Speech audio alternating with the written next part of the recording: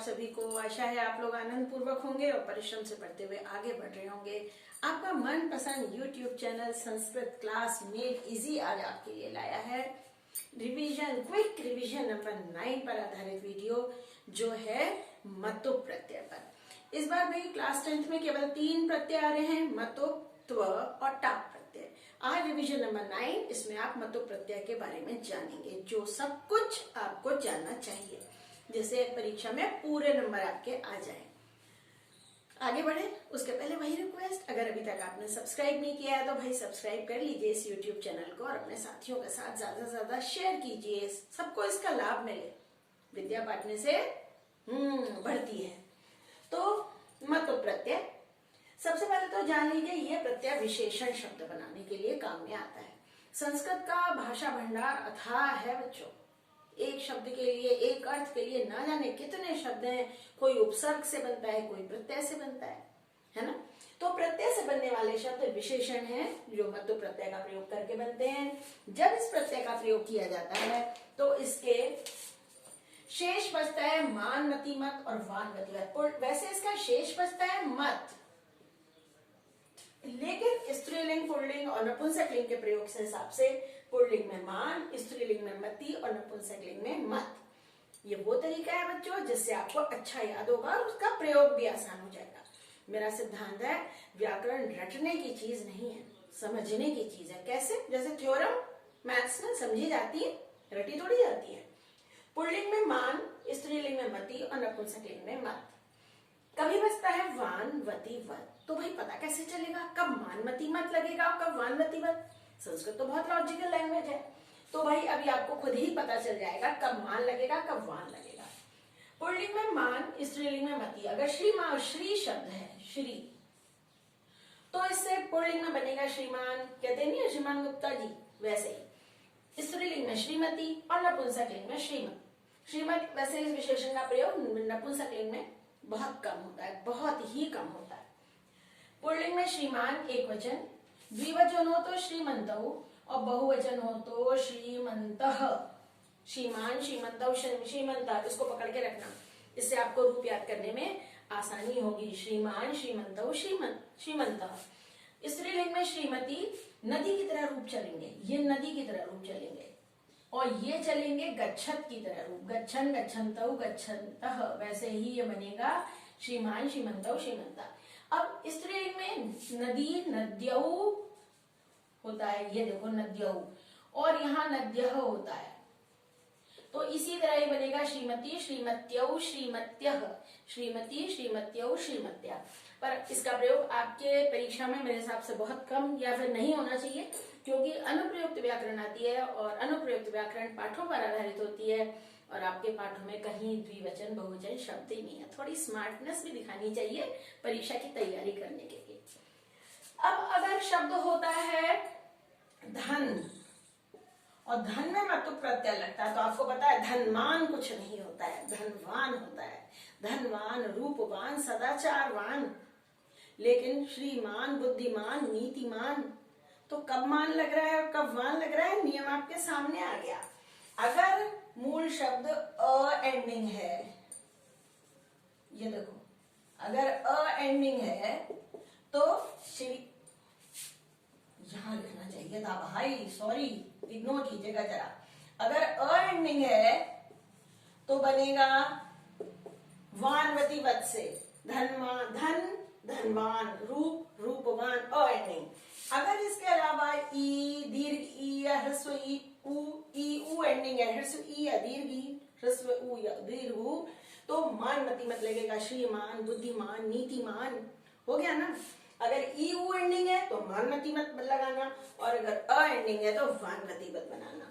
क्यों? संस्कृत बहुत logical language है भाई। अब देखिए, हम कुछ उदाहरण सॉल्व करेंगे, उसके बाद कुछ एक्स्ट्रा शब्द भी देख लेंगे।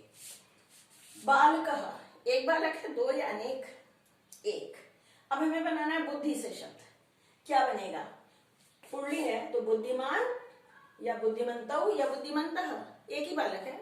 यस, उत्तर आ गया, बुद्धिमान बालकः, ये बनेगा बुद्धिमान बालकः।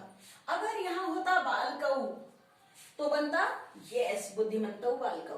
और अगर यहाँ होता बालकाः, नराः, जनाः, अध्यापकाः, शिक्षकाः, जी हाँ, तो बनता बुद्धिमन्तः। बुद्धि शब्द लगाते, मंतः आगे जोड़ देते, है ना। संस्कृत बहुत लॉजिकल है भाई, अगर लॉजिक के तरीके से पढ़ा जाएगा तो बिल्कुल चुटकियों में समझ में आने वाली है। आगे अगला एग्जाम्पल, डैश मंत्री। मंत्री का विशेषण है कि वो नीति मतलब बहुत नॉलेजेबल, नीतियों का ज्ञान है उसे, नियमों का ज्ञान है। तो नीतिवान बनेगा कि नीतिमान बनेगा, देख लो भाई, ई एंडिंग है, जी हाँ, तो ई एंडिंग है तो नीतिमान। पर कितने मंत्री हैं यहाँ, एक या अनेक?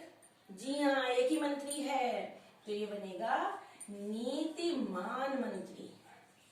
दो होते मंत्रिणौ, मंत्री, मंत्रिणौ, मंत्रिणः, वचन देखो, मंत्री, मंत्रिणौ, द्विवचन मंत्रिणः, तो ये हो गया नीतिमान मंत्री, नीतिमन्तौ मंत्रिणौ। और बहुत सारे होते अनेक, मैनी, तो हो जाता नीतिमन्तः मंत्रिणः। देखा। आगे चलिए, रूप, कन्या। कन्या कैसी है, रूप युक्त है, रूपमान।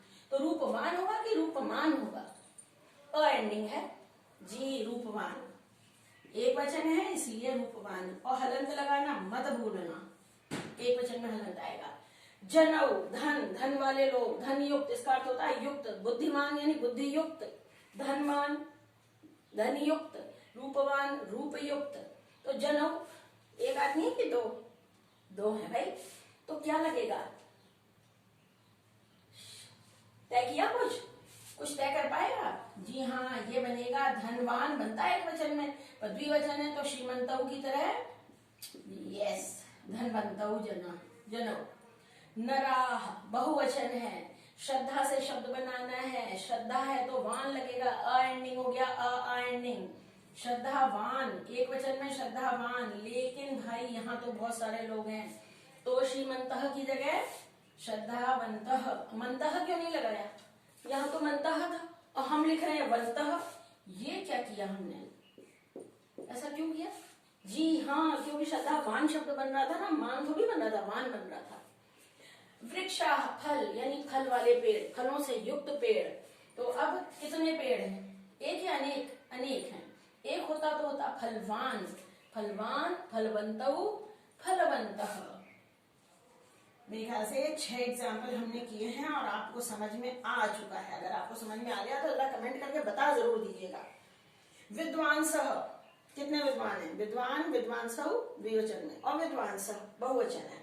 चक्षु, असल में मूल शब्द होता है चक्षुष, ये आपको बताना भी चाहती थी मैं, चक्षुष। एक और शब्द होता है यशस, एक होता है आयुष। ये वो शब्द हैं जो ना अ एंडिंग है ना ईयू एंडिंग है, आयुष। लेकिन भाई संस्कृत तो वही बात, लॉजिकल लैंग्वेज है, कुछ लॉजिक इसमें भी बनेगा, देखना क्या बनेगा।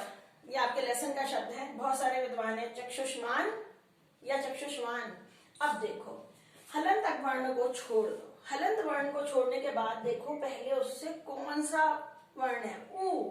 अगर ई ऊ एंडिंग है तो मान लगेगा, यस, तो ये शब्द बनेगा चक्षुष मान। पर ये तो विद्वान बहुत सारे हैं, चक्षुष्मन्तः, चक्षुष्मन्तः विद्वांसः। फिर से सुनिए, अगर हलंत वर्ण, हलंत शब्द मिला है तो इस हलंत वर्ण को छोड़ दीजिए और उससे जस्ट पहले वाले अक्षर को देखिए, इसमें क्या एंडिंग है, ये अ एंडिंग है, अ एंडिंग है तो मान लगेगा। यशस्वान भव, आयुष्मान भव, आयुष्मान, क्यों इसमें ऊ आ गया, ई एंडिंग में मान लगता है। आयुष्मान भव, आयुष्मती भव, यशस्वान भव, यशस्वती भव, यहां तक कि भाई ये सरस्वती शब्द भी ऐसे ही बना है, सरस। हलंत को छोड़ दिया जाए, यहाँ अ है तो बनेगा सरसवान, स्त्रीलिंग में सरस्वती, देवी सरस्वती, है ना। अब देखो, सैनिक बल, बल युक्त सैनिक, दो सैनिक हैं, बल में अ एंडिंग है तो वान जुड़ेगा, तो क्या लिख दूं, बलवान? चलेगा? नहीं, क्यों? इसलिए नहीं चलेगा क्योंकि दो सैनिक हैं, तो ये बनेगा बलवंतौ। हंसते मुस्कुराते पढ़ना चाहिए, है ना। हाँ, संस्कृत व्याकरण बहुत इंटरेस्टिंग है भाई। बलवंतौ, थोड़ा नीचे का लिखा है, जरा सा अच्छा नहीं लग रहा है, साफ नहीं बन, दोबारा लिखते हैं नहीं तो किसी ने मुझे कमेंट करके कहा कि आपकी हैंडराइटिंग बैड है, तो भाई बल बनता हूं, कोशिश करेंगे कि और अच्छा लिखने की कोशिश करें। और अच्छा लिखना चाहिए। मुझे अगर किसी ने कहा हैंडराइटिंग बैड है तो भाई बैड लग रही होगी उनको, क्षमा है मेरी ओर से, क्षमा याचना, और आगे अभ्यास करूंगी और अच्छा लिखूंगी। तो भाई ये हो गया महत्व प्रत्यय जो सदा विशेषण बनाता है। इसका शेष पुल्लिंग में बचता है मान, स्त्रीलिंग में वान, मान, वती और वत, पुल्लिंग, स्त्रीलिंग और नपुंसकलिंग में। जो शब्द ए ई उ एंडिंग होते हैं उनमें मान मती मत जुड़ता है, जैसे श्रीमान, बुद्धिमान, नीतिमान। और जो शब्द आ एंडिंग होते हैं उनमें वान मती मत लगता है, जैसे धनवान, श्रद्धावान, है ना। और आपको मैंने कहा ये रूप पकड़ के रखना, श्रीमान, श्रीमंत, श्रीमंत, आपकी आराम से आपके पूरे अंग आएंगे, सही हो जाएगा प्रयोग। चूंकि ये विशेषण बनाते हैं इसलिए इनका प्रयोग विशेष्य के अनुसार होता है। विशेष्य का वचन पहचानिएगा, उसके बाद शब्द बनाइएगा, सब कुछ सही होगा। और अब अगर आपको भाई सब समझ में आ गया हो तो इंतजार कीजिए मेरे अगले वीडियो का, जो होगा त्व और टाप प्रत्यय पर। तब तक आप पढ़ते रहिए, आगे बढ़ते रहिए। आपके लिए अनंत शुभकामनाएं। इसका एक स्क्रीनशॉट लेकर अपनी नोट्स की कॉपी में उतारना मत भूलिएगा। नमस्कार।